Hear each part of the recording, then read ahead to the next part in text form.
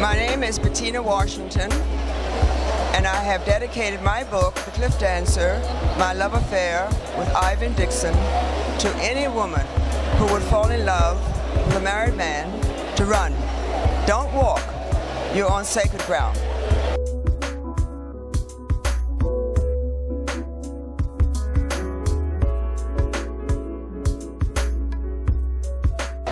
I met Ivan Dixon when I saw him in the movie, the original movie, A Raisin in the Sun with Sidney Poitier. He played the part of Mr. Assegai. And when I came out of the movie, I told my best friend, I am in love with Mr. Assegai. And she said, you mean Ivan Dixon? I didn't even know his name. I said, yes, Ivan Dixon. And I'm going to your apartment to use your phone to look in your directory and see if he lives in Los Angeles. She said, what if you find him? What are you going to do? I'm going to tell him I just saw you in Raising the Sun and I'm in love with you. And he's going to say click up and think that you're a very crazy lady. About 7 months later, at the Wilshire E. Bell Theater, there was a variety show, and I went to the show with other friends, and during intermission, when I came out of the ladies' room, there he stood with Greg Morris and several other actors, black actors during the time. And I became so petrified at looking at him because I was so in love with him. I just couldn't move. I just kept staring. And what brought me back to my senses, my husband called me from the door and said, come on in. You're going to miss the second half.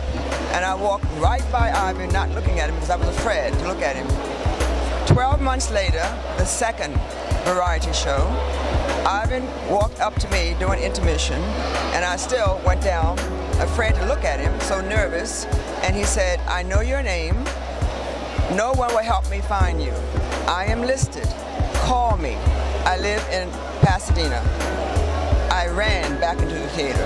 It took me 3 months to get up nerve to call him, to get his phone number. And when I did, he answered the phone, and he asked me, what took you so long? And I told him I had to get up the nerve to call you. He said he wanted a date. So we made a date for the next day, the next night. We went out to Malibu, a very small restaurant right there at the ocean. And I was so petrified sitting beside this man that I loved so madly, I couldn't talk, I couldn't speak. So finally, after a couple drinks, he grabbed my hand and kissed my hand and he said, what are we going to do about this big love? And we kissed passionately and ended up at a motel on Olympic where he made love to me, and then he told me he was married, and that was a bit too late. So I just want to add, it's a story of love, passion, tragic loss, and triumph of spirit. That's, as your daughter and co-author, that's really what I take from the story, and it really is a message to women and men that marriage is sacred, and you know, to not settle and live your own life. Yeah. What I do now as an educator retired, and I still sub, is I'm putting forth the idea that we need to teach our children, women and men, that marriage is sacred, because I didn't know that Ivan was married. And though I made a bad decision, perhaps if I had been taught that I should never ever enter into a relationship with a married man, maybe I would have said no. But since I was so in love with him, I said, oh, what the heck, I'll just go with the flow.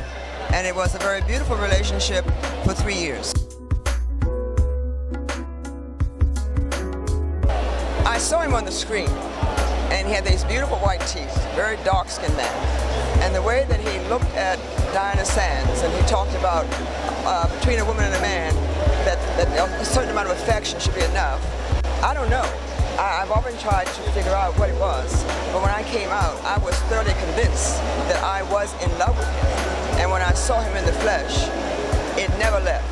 Even when I turned 75, my daughter gave me a surprise birthday party, and we only had women. And I said, why don't you call and invite Ivan Dixon so that we can have a couple of men and tell him to bring his wife or significant other. So when she told me she had sent him an invitation, I had a heart attack. I've got a stent. It shattered my system to think that I was going to see him again. But he wasn't the type of man who denigrated his wife. He loved his wife. He made it perfectly clear that he loved her and that he was never ever going to leave her. But he also told her he loved me.